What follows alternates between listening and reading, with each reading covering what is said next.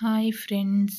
మా చెల్లి పెళ్ళిలో మా చెల్లిని పెళ్లి కూతుర్ని చేయడానికైతే ముందు ఇలా గాజులు వేస్తారనమాట.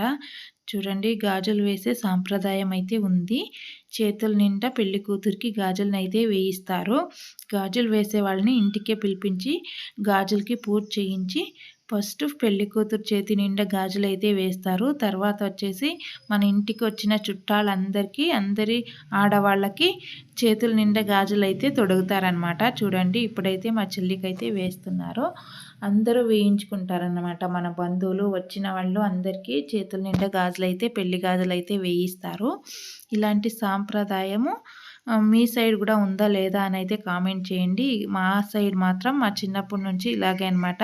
పెళ్ళి కుదిరితే పెళ్ళి కూతుర్ని చేసేటప్పుడు ఇలా ఫస్ట్ గాజులకైతే పూజ చేయించి చేతుల నిండా గాజులైతే వేయిస్తారు. చూడండి, మా చెల్లికైతే వేయిస్తున్నాం కదా, ఈ విధంగా అయితే వేయిస్తారనమాట. చూడండి, మా చెల్లికైతే గాజులనైతే వేస్తున్నారు. మా చెల్లి కాబోయే భర్త ఎలా ఉన్నాడని వీడియో చివరిలో అయితే రిసెప్షన్ ఫోటో అయితే యాడ్ చేశాను.